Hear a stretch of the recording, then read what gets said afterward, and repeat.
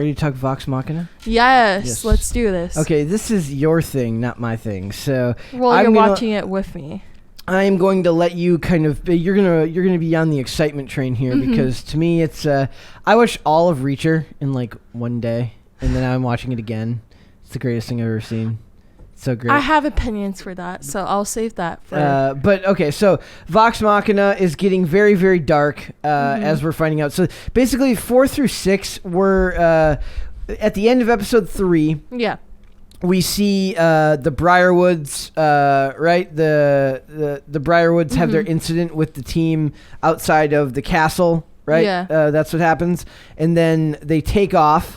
And then now, episode 4 is them. They're like locked in the castle while they try to sort it all out. Yep. And then episode 5, at the end of episode 4, they're let free, and they're going off to Whitestone? Yep. To track down the Briarwoods. And then in episode 6, they're in Whitestone, and all while we're kind of being led around with good character building moments with all of the team, and it's really kind of Percy's episodes. Yep. So this article is from But Why Though? It says previously on The Legend of Vox Machina, people everywhere were introduced to the chaotic yet lovable adventuring band from the Dungeons and Dragons group Critical Role. After an overwhelming positive reception, it was clear that the new adult animation was here to stay. While jokes flowed and the action commenced, the 7 primary characters were established in a session zero of sorts. Yeah. Through the first 3 episodes, the soon-to-be heroes Exandria are all still rough around the edges, but their intergroup dynamics are endearing as the group is fierce. There's even surface level introduction shows the promise of quirky and exciting stories to be told. However, the expectation of quirky and exciting stories to be told quickly gave way to ominously dark foreboding with the introduction of the dreaded Briarwoods. I love it. Vampires. The next trio of episodes, The Legend of Vox Machina, wastes no time jumping back into the story. Following the battle with Silas and Delilah, with Silas and Delilah Briarwood, the members of the Vox Machina are sentenced to house arrest. So then they go into his details here about what happened. One thing I didn't know about this was that the reason that they have the separation of Pike is because in the actual 2015 campaign of Critical Role, Ashley Johnson had to step away temporarily, which is why this is done in the show. So they're following these campaigns at least fairly closely in their storytelling. That's like very good to attention to details. Yes, it is. So they clearly paid a lot of attention with the script. I think I already know the answer to this, but why don't you tell everyone what your favorite part of these episodes was? Percy being an executor. So you're a violent psychopath, is what you're saying. No, I'm not. You're kind of a psychopath. No, I'm not. He's doing it for justice. So basically, his gun barrel has all the names of people that he wants to take revenge of, and they glow. Revenge and justice are not the same thing. Shh. It's justified. Because they're torturing people in that village anyway. So what, they don't believe in trial? Briarwoods don't. Briarwoods doesn't. They hang a little girl. I'm tired. I'm just being a dick today. Okay. They hang a little girl, and basically... Why are you laughing about that? I'm laughing at the fact that you think nothing. Keep going. Okay. Keep going. But on the barrel of his gun, basically, he has the names of people that he wants to get rid of because they killed his family and they're ruining his village that he grew up in, or like kingdom, whatever. Is it a village or is it a kingdom? Well, I don't know what his what's his name stands, because like people in that village kind of know him. And they call him Lord. So I don't know. I don't fully know yet. Maybe we should watch old videos of Critical Role. Maybe. No, we'll watch it as... I'd rather watch it as its own thing and not... But yeah, so again, as I said, he's trying to get rid of them, and they glow into this bright golden color. And then when he does get to kill them, he puts on a plague doctor mask, and he has like black smoke around him, and he has like a deeper voice, and he's more demonic. I love it because he like shoots nonstop.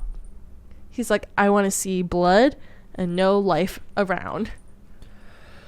Brett is like, oh no. I honestly find his character to be the least interesting for me personally. Oh really? I would much rather see, but this is all personal preference. Grog is my personal favorite character because he's like Drax from Legends of. I don't even like Drax in Legends. This is completely different.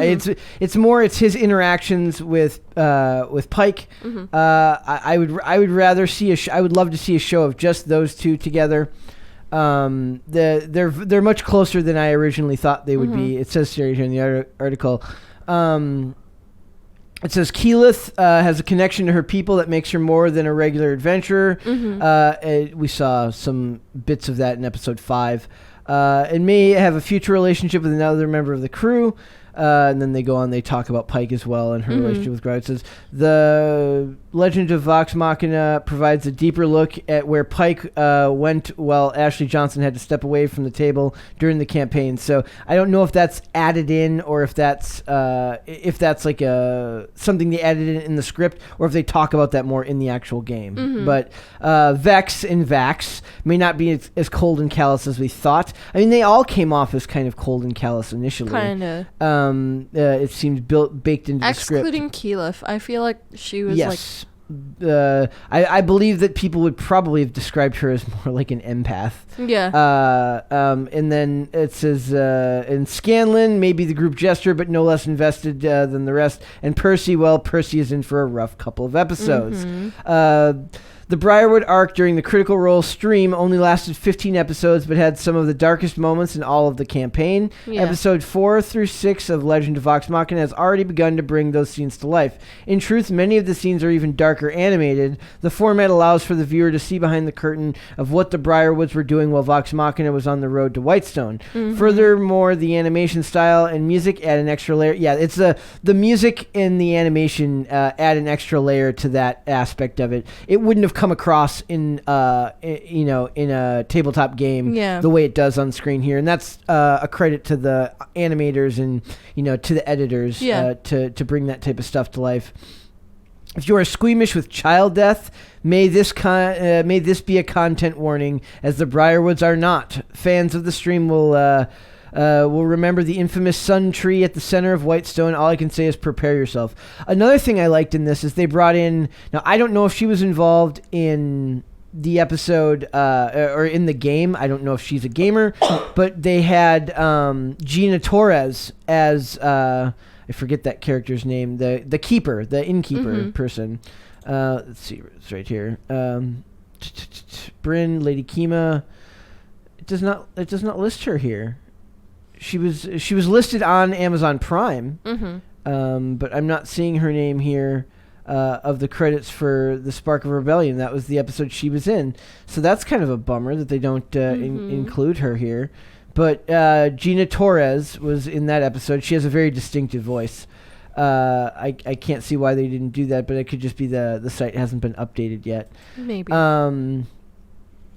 are you hoping to see going forward? I really like the vampire storyline. So you want to see them focus more on the Briarwoods? Yeah, because I kind of want to see like him like killing off each character. That's what I want. You think that's what's going to happen? I think so. I think they're going to get rid of it because kill off. Wait, you're gonna have to. You mean Percy? Yeah, Percy. Okay, that's what I mean. thought you meant you wanted to see the Briarwoods kill off each character. No, so I want Percy to kill off each one of the Briarwoods and their minions, but I think they're going to get rid of it like within like one episode, and then after that, new storyline. You don't think they're going to carry the storyline through to the whole way through? No, because if it's short like how we got it this week, so 13 episodes. 13 episodes, so they're going to release 3 episodes each time. So we got 3 more weeks of this. Maybe they're going to do it in 2 episodes, maybe. Okay. 2 episodes, 1 episode. But I think you can do it in 1 episode if you don't want to like drag on the story too long. I don't know. But that's just my opinion because like I like quick paced things sometimes. But so you think that? I always worry about stuff like this. Watch right here with our Amazon affiliate link. That means like they're if they're an affiliate, they're more prone to give positive reviews. But this guy clearly was a fan of the fifth episode was my personal favorite. The one of them traveling. I enjoyed that episode more. Yeah. It said this week's batch of episodes established that the Legend of Vox Machina that it is more than just a fantasy series. The only issue that may be present is Pike's absence moving forward, as it may be jarring for the uninitiated to see Pike leave at different intervals. Despite this, the table saw more than their fair share of horror-filled moments during this arc, and the Legend of Vox Machina isn't going to leave anything out. The arc's biggest moments are yet to come, and if this week is any indication, none of us, not even longtime fans of Critical Role, are ready for what's next. So you could be right here that they're probably going to wrap it up in the next episode or two, and then move on to whatever the next storyline was, and hopefully adapt it faithfully if it keeps the people who love the show happy. As you know, I'm a huge proponent of them not changing things for the sake of changing things, and actually being loyal to the material in which it's based off of. So hopefully it goes well. I'm hoping, because it is a good series in my opinion. What character other than Percy would you like to see step up with a larger? What's the next character you would like to see step up with a bigger story arc? Keyleth. Keyleth? My bad. And why? Because like in the first few episodes, she doesn't feel confident, but then like the 3 episodes we got this week, she's more confident with herself, and she feels like she can be a born leader, because that's her whole mission. She was trying to discover herself and be a leader for her whole countrymen. That's nice too, because that's a very different from the story you're getting from Percy. Yeah. And very different from the story you're getting from Vex and Vax. Yeah. So, okay. Let's hope, right? That's what I'm hoping for, because like she's like one of the cutest characters I ever met. She is the most endearing. Her and Pike are probably the most endearing characters, along with Grog, obviously for very different reasons. He's our airhead. Yeah, but it's done in like in fact, one of the things we're going to talk about on Reacher is that they could have done that with that character, and they choose not to, and I like that in that show. But I think the least interesting, I probably think the least interesting is Scanlan, because he comes off as comic relief to me. Yeah, I'm not a huge fan of that character, but he could grow, and if he goes through more, if he struggles more, it's possible. I also have a hard time, like when this show first started, I had a hard time separating Vex and Keyleth. Yeah.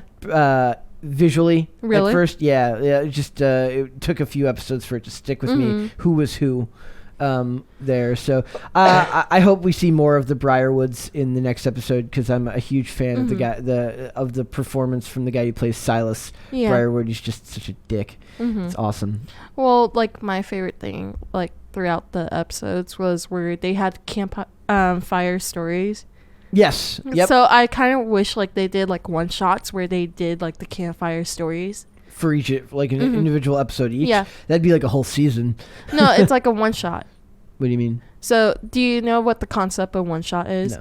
So basically one shot, it's just one episode, and they basically do it like mini series. So it's like 5 minutes long for each mini series, but they combine it into one episode. Okay. So I kind of wish they kind of did that. Or they could have done that. Maybe they could do it. They could have done that. That would have been interesting. I mean, that wouldn't have been really my thing, but they could maybe have done that as like a web exclusive, or something specific to draw people in. Yeah, that could have been a good intro to the characters, even. Well, that's true, but I like how the intro was, where you get a different crew of D&D characters get killed, and then it's introducing into them. No, I meant like as like promotional material. Maybe. Well, their promotional video was them doing the voice acting. Oh, okay. Yeah, okay, I thought you watched it. Not the trailer. Nope. Yeah, so basically it was like all the voice actors voice acting all the characters for episode 1, where they're at the bar. Oh no, I did see that. Okay, you're right. I did see that. Okay, yeah. Like I said, this is far outside my genre, but to me, more of Keyleth, more of Pike, and more of Grog for me, and they'll keep me interested. Yep.